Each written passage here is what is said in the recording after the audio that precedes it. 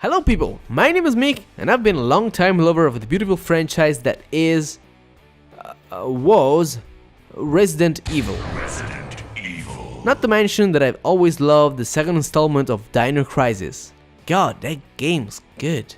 Finally, after years of silly monster shooting, fake jumpscares, buffed invincible wrestler protagonists and black tentacle porn shoot the eye fetish and cheap jelly textures, Capcom's been able to deliver a decent Resident Evil for all the people to enjoy. One that relates more with the good old scary nostalgia that Mr. Mikami and him only was able to give to us. But did they? You, dear watcher, I do not know you. But I like you already for being here.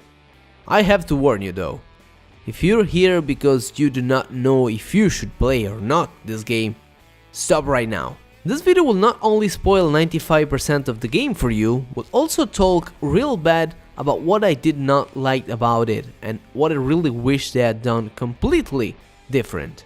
Overall, the fact that I'm still playing this game after having finished it, it speaks for itself.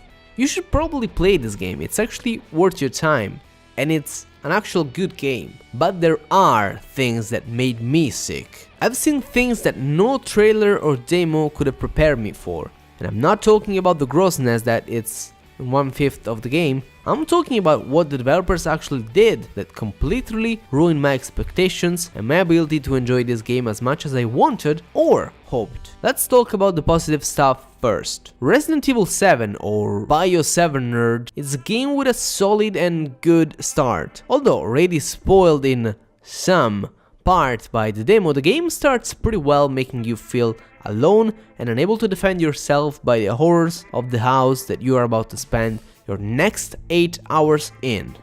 The demo was and is a very good tease, because if the game stayed like that, cryptic and horrific for the entirety of the play, you'd really be concerned about playing it late at night, but sadly, that's not the case. The first part of the game keeps going pretty decently. Your arm gets chopped off, there is blood, there is mystery, and once you start the real game, when first introduced to the family, you have this sense of sickness and craziness that I could only imagine in my mind. This scene here in the kitchen is precisely as I would have wrote it. It's mad, violent and crazy, and it perfectly makes sense. The game goes on into a solo exploration in which you feel cornered at every move, and after a certain point, you indeed are. Jack is the first member of the family we have to escape from, and his being invincible and chasing you everywhere you go give you a nice and creepy whisper into your ears that says "Stars." Even in terms of game mechanics, although quite simple, there are many ways Jack will follow you, many objects he will forever have destroyed, and different phrases he will say only in specific events that makes every run a little bit more immersive and unique than the previous. Sadly, the tone of the game will shift pretty soon, even though for a little bit, because when facing Jack in a boss fight, you will be reminded that are not in a horror survival game, but in an episode of Ash vs Evil Dead. Jack will get into a car and start to run you over into the garage, or you could run him over. This is the first time that this game surprised me in a negative way, but it was just a one-timer, right? You keep going for a while and the game tells you you have to find some keys to open the door, and immediately looking at the door and looking at all the animals carved into the wood, you get a beautiful nostalgia feeling from Resident Evil 1, which is great. Although when you are about to find the last piece of dog head to open the door, this game starts to get very familiar.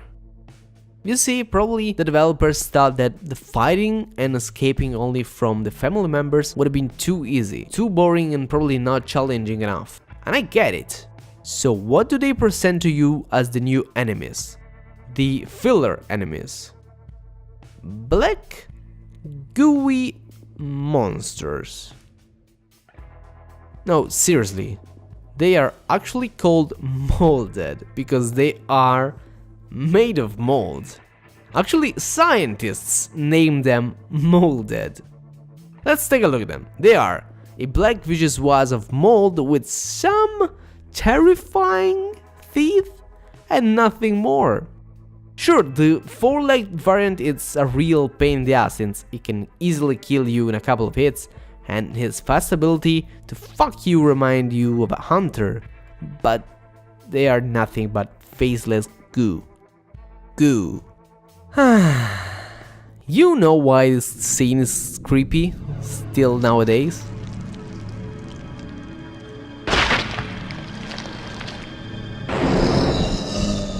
This is not a monster. This is a fucking old man-made monster. You can relate to this, everyone sees people. This is a person that no longer acts like one. It is a normal thing out of control, and when people see everyday things changed and switched in behavior, they freak out. It's like when someone changes the place of your stuff. That nightmare is real when horror games and movies are able to change a normal everyday thing and make it creepy. How many of you can watch a woman with wet hair and not remember The Ring? How many of you still feel uncomfortable when taking a shower with a tent? I think the developers knew this pretty legitly. That is the purpose of the Baker's family. Horror is not some black goo with teeth, and this is a thing that Resident Evil creators really got in their head on since the Regenerators. For the love of God, make something new, make something better! These monsters are the same we had in Resident Evil 4, 5 and 6. At this point though, I'm too concerned into shooting at this guy's face to notice all of this, and thankfully the game gave me a lot of bullets so I can keep shooting without ever asking questions to myself. I get to the second saving safe place, and running there I discovered that those monsters not only cannot enter it, but they have specific locations in which can't come in, or they will despawn. We got rid of the loading door sequence, everything is open, but we still have rooms separated by invisible doors, somehow. The saving room is cool, it reminds a lot of the old Resident Evil in which there is a box, there is a saving station, it's actually a recorder this time, and I'm kinda disappointed in the fact that saves are unlimited. That's sad. Also I noticed that the game is saving a lot of the time automatically, so what's the point of the recorders? 10 minutes after that and I die and the game makes me restart precisely where I was, so here's my answer. The autosave makes it a hell easier and I could totally play this without ever using the recordings. Limited use of the recording at least would have given it more value and also would have been a nice throwback. Also this scene here in which the grandma scares you with a song, what you see in the trailers, it's all is gonna happen. There's not even a song in the real game.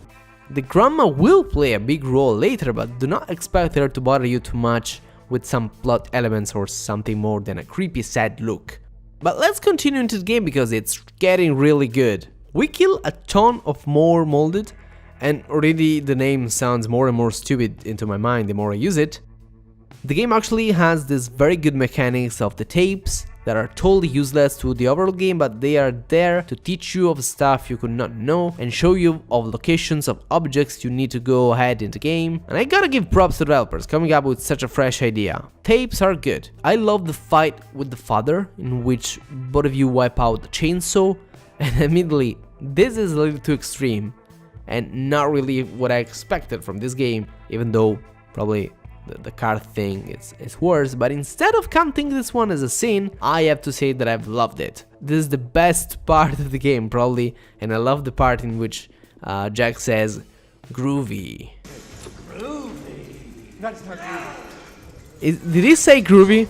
When finally we get out of the main house, the game starts to get more and more heavy on combat and fight aspect. Which is kinda sad to me since I thought this game was something more in between with Outlast more than a standard Resident Evil. The thing gets less and less subtle when we get to kill the mother. She's really good and scary at chasing you into the house, just like the father, and again, props to developers, but the fight, it's such a normal Resident Evil thing.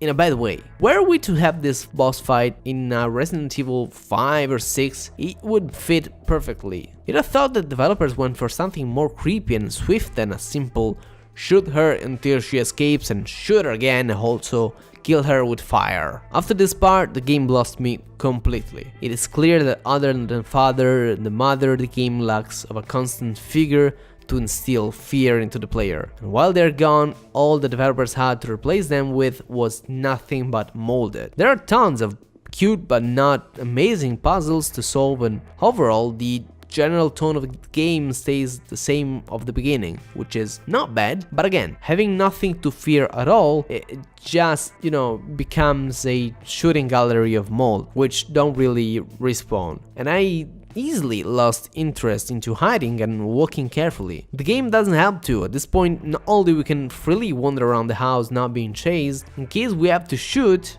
we got supplies with a shotgun, multiple handguns, flamethrower, and soon a grenade launcher. At least the molds do not spawn bullets or healing stuff, but those are not too hard to find. Don't get me wrong, it's easy to run out of bullets and healing stuff, but the crafting system is there to make sure that will never happen. You just need to keep your eyes opened. And in case you're lazy, there is even a consumable that will point to you the stuff to pick up in the rooms. Lazy and easy, it's good. What you say, Lucas, the son? Well, he is an interesting character, probably one of my favorite. He will basically give you a tons of molds and puzzles to solve, since he's kinda obsessed with puzzles. There's even an old Resident Evil sound here. You, my friend, you are one lucky son of a bitch. I actually envy you.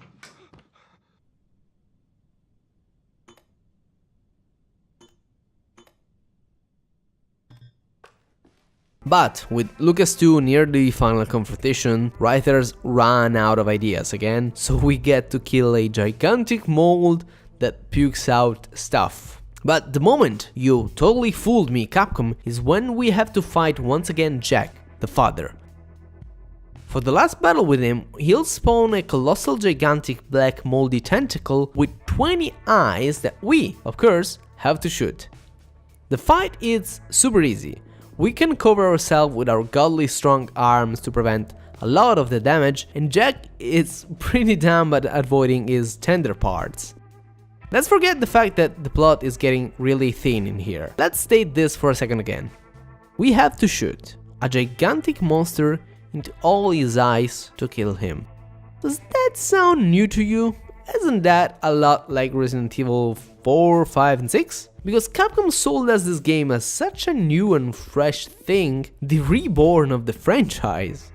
Let me tell you something, Capcom, you are decades far away from that. Not because you can't, the potential was all there, you do not want, because shoot all of his eyes, it's easy. You need a room, a very big room actually, a boss, and guns. Why bother to create something more complicated, right? It's 2017 and we're still shooting eyes. We had such a big, amazing mansion and so many possibilities, so many characters also. It is precisely here that I realized that putting aside the first-person view, this game is nothing new.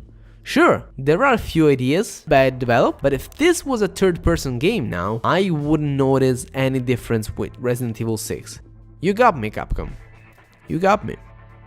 And at this point we rescue our wife and Zoe. The game actually makes us choose, like, if we should pick Zoe for some reason. To sum it up, one is our wife, which is infected and totally crazy, and it's the only reason we came here, and that's all we know. And one is Zoe, the mysteriously sane daughter of the family who helped us throughout the game with telephone calls. And those two characters are so barely explored that I would have chosen to save none of them and go on my own, but we can't. And I considered picking up Zoe to give the game a different perspective, but the only thing that changes is a cutscene, barely the ending of the game, and after that cutscene the game will force you anyway into sticking with your wife, so it kinda makes your pick useless. At this point the game could be over. For me, it is actually. There is nothing more, but developers wanted to give you more. They are so generous. So let's sail for an adventure on an actual ship that sunk here before the events of the game. A ship full of memory sequences. Creepy child that's clearly the bad villain. And once those memories are done, let's redo the same things we did on the same ship again because developers had to reuse stuff. Let's have even more flashback. Let's shoot a ton of molds again. Resident Evil Revelation Part 10.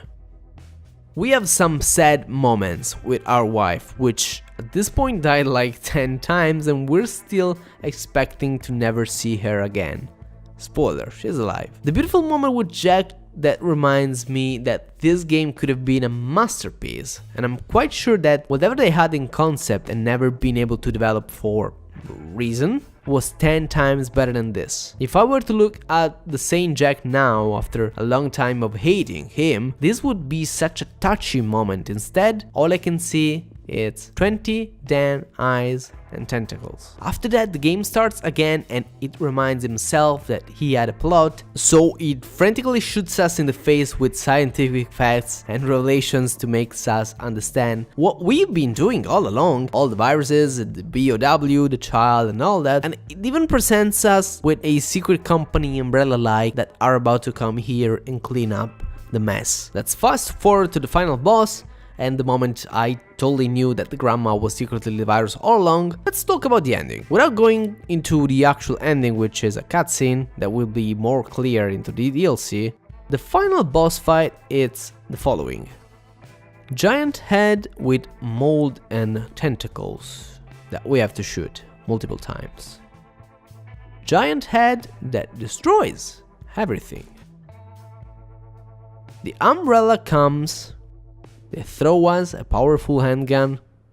We shoot the giant head down. Cutscene. End.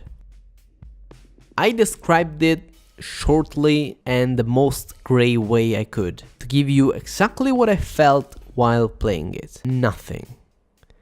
It could have been House of the Dead, for the matter.